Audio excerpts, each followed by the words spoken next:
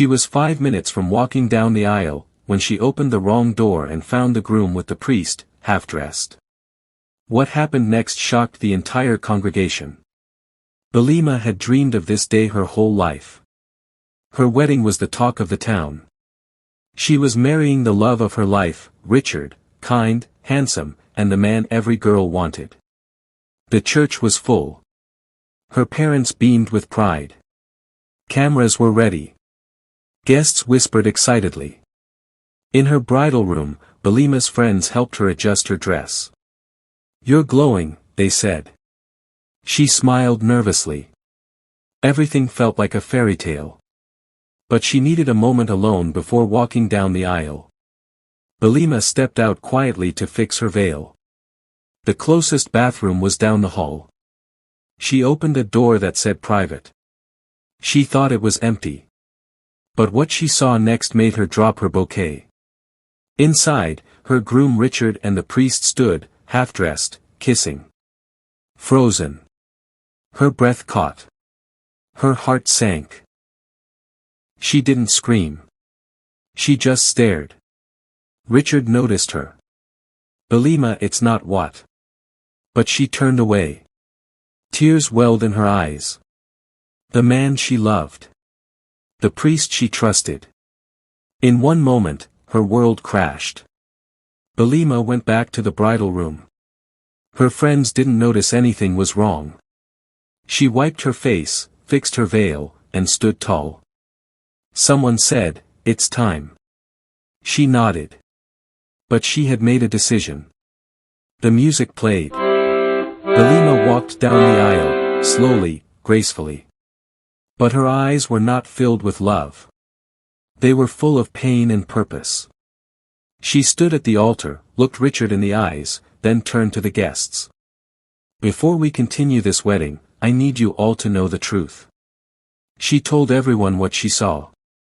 Every detail. People gasped. Her parents held their chests. The guests stood up. The priest turned pale. Richard stuttered. "Elena, please. Don't touch me," she said. She dropped her bouquet, turned, and walked out of the cathedral. Alone. But not broken. The guests didn't stop her. Some clapped. Some cried. But no one forgot. Belema didn't marry a liar. She saved herself. Sometimes, walking away is stronger than staying. Belema taught us that loving yourself comes first. That truth must be told, even when it hurts. And that not all weddings end in marriage, some end in freedom. Belema stood outside the church, her heart pounding in her chest. The sun beat down on her bridal gown, but she barely felt it. All she could hear was the echo of her voice revealing the secret, the one that shattered her perfect day. She didn't cry. Not anymore. The tears had dried somewhere between the altar and the church doors. People rushed out after her. Her mother, her aunties, her best friend, even photographers. But Belema kept walking, her heels clicking on the pavement like tiny drumbeats of defiance. Belema. Wait. It was her best friend, Susan. Belema stopped but didn't turn. Susan stepped closer. "Are you okay?" Belema turned to her, face calm but eyes red. "No. But I will be." Susan hugged her tight. "You were so brave." Behind them, the church was in chaos. Richard had collapsed on a chair, trying to explain himself. The priest had disappeared. Some guests were shouting, others praying. Phones were out. Videos were spreading. Belema's father came rushing toward her. "My daughter, come with me. Let's leave this place." Belema nodded. She climbed into her father's car, still in her white gown. The guests watched in silence as the car drove off. Her walk had ended, but her journey was just beginning. Back at home, she entered her room and locked the door. She pulled off her gown, the veil, the earrings, the makeup, everything that reminded her of the day. She stood in front of the mirror, barefaced, wearing a wrapper and a plain shirt. For the first time in hours, she breathed deeply. Then her phone buzzed. Messages. Missed calls. All from Richard. Please, let me explain. It wasn't what you think. I love you. Richard said. She turned off the phone. What she saw wasn't confusion. It wasn't misunderstanding. It was betrayal. And not just any betrayal, one that involved the man she trusted to bless their union. A man of the cloth. She lay on her bed, looking at the ceiling. The silence felt louder than the church bells earlier. Her heart was broken, yes. But something else stirred inside her strength. Tomorrow, the world would talk. But tonight, she just needed to sleep. By morning, the video had gone viral. Clips from the wedding circulated everywhere: WhatsApp groups, Facebook, Instagram, even local news blogs. The caption read, "Bride exposes groom and priest at the altar." Belema sat at her dressing table, watching the video in disbelief. She hadn't expected someone to record it, let alone share it. She hadn't planned to go viral. She only wanted to protect her peace. Her father knocked. "My daughter, please eat something." "I'm not hungry," she replied softly. He entered anyway, a tray of food in hand. "You need strength. The world doesn't stop because of pain." Belema forced a smile. "Thanks, Papa." Her mother was not so calm. She paced outside the room, speaking her native language under her breath, furious. What kind of disgrace is this? A whole reverend? A whole church? Belema's phone rang again. This time, it was the church elders. She answered. "Hello. Sister Belema," an older voice said. "We are deeply sorry. Please, can you come to the church tomorrow? We want to address the issue." "Is Richard going to be there?" There was silence. Then, "Yes." Belema sighed. "I'll think about it." She ended the call and looked at herself in the mirror again. This wasn't just a wedding scandal. This was about trust, dignity, and justice. She didn't want revenge. She wanted accountability. Belema arrived at the church hall with her father and Susan. Cameras and reporters were already outside. They covered their faces and slipped in through the back door. The elders were seated in a long row. Faces serious. Richard sat in the corner, eyes downcast. The priest wasn't there yet. The head elder stood. "Sister Belema, thank you for coming. We have gathered today to hear the truth from all sides." Belema folded her arms. "I already told the truth." Richard stood up. "Please, let me speak." She stared at him coldly. "Go ahead." "I was confused," he began. "I didn't plan it. I didn't want to hurt you." "Then why were you with him?" She interrupted. Richard looked down. "We've been involved long before I met you." The elders gasped. Belema blinked. "So this wasn't a mistake. You planned to marry me as a cover." "I thought I could change," Richard said quietly. "I thought marrying you would fix it." Belema's voice trembled but was firm. "I am not your solution." Just then, the priest walked in. Dressed in his cassock, head bowed. He stood before the council. "I resign," he said simply. "And I ask God and the church for forgiveness." Later that evening, Belema went live on social media. She had avoided speaking directly until now. But people were making up stories. Some blamed her. Others said she staged it. She looked into the camera. "Hello, everyone. I didn't want to speak, but I have to."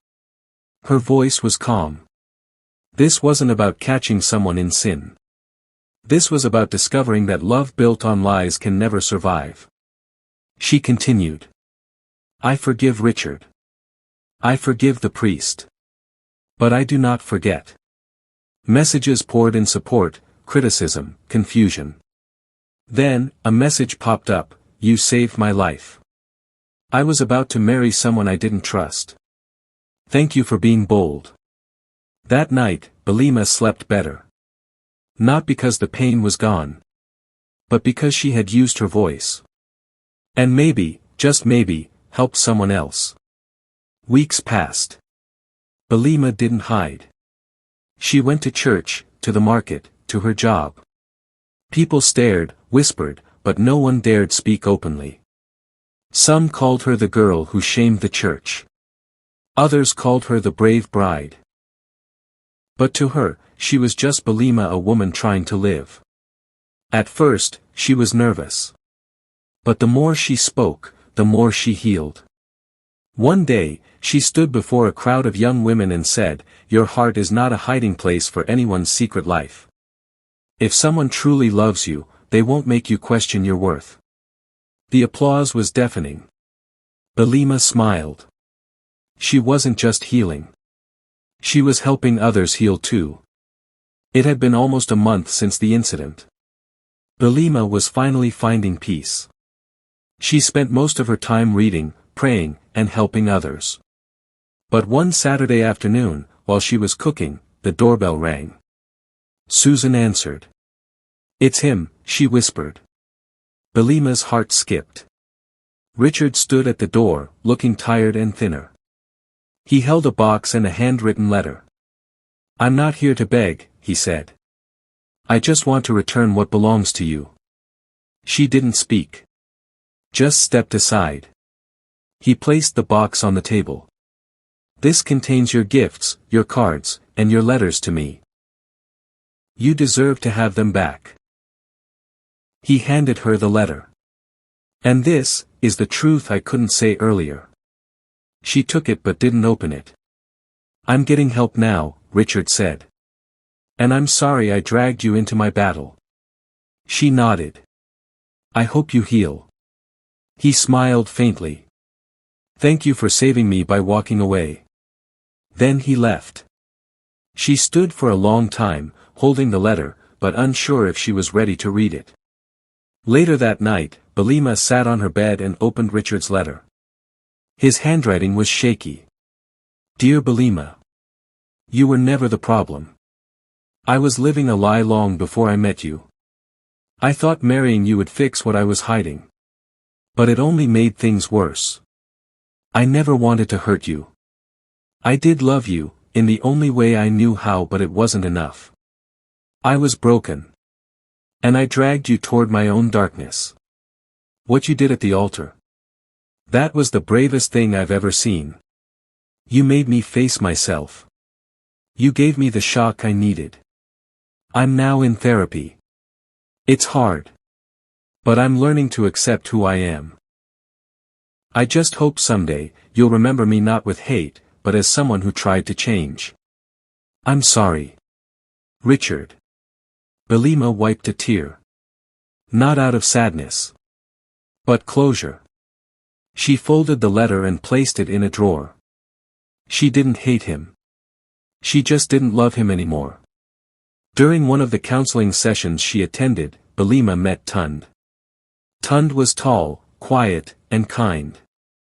He volunteered to, helping men recover from emotional trauma. One day after the session, he walked her to her car. "You're really strong," he said. "I admire your courage." She smiled. "I'm just trying to survive." "That's strength too." They started talking more. Not romantic. Just two people sharing stories. He wasn't perfect. But he was real. One day he said, "You know, not all men hide behind lies." She nodded. "I know that now. Thanks to you." It was the beginning of a friendship she never expected. Belema's aunt visited. "You're still not married?" she asked. Belema sighed. "Auntie, I'm healing." "Healing doesn't mean staying single forever. People will talk," she said. "Let them talk," Belema replied. Her mother walked in. Belema will marry when she's ready. She already made the right choice once. For the first time, her mother stood by her. And it meant everything. Weeks later, Belema helped Susan plan the wedding. She laughed again. She danced. It felt good. At the wedding, when Susan walked down the aisle, Belema's eyes filled not with pain, but with joy. There is an awakening in her spirit once again, and she began to think of giving love a second chance. Love could still be beautiful. Even after heartbreak. She thought. Belema and Tund start supporting each other beyond the sessions. Tund opens up about his past heartbreak. Their bond deepens. Then one day, Tund say the words. Belema hesitated for a while, then said. I think I will need some time alone to think it through. Take all the time you need. I am not going anywhere. Tund said. Belema travels to spend time alone. Then. She returns stronger. More sure of who she is, and what she really wants. Now she is ready to start a new journey with Tund. One evening they take a long walk and Tund gives her a necklace, not a ring. This is not to ask you to marry me. It's to thank you for being brave. He said. Now she realizes she loves him, differently. Gently and slowly. Months later, Belema marries Tund, no drama, just love. Her father cries this time, not from shame, but pride. Moral lessons. Walking away is not failure, it's strength. Truth, even when painful, is a path to peace. You can heal. You can start over. And you can thrive. Trust your instincts, one open door can reveal the truth. Don't be afraid to speak up even when it's uncomfortable. You are not weak for walking away. You are brave.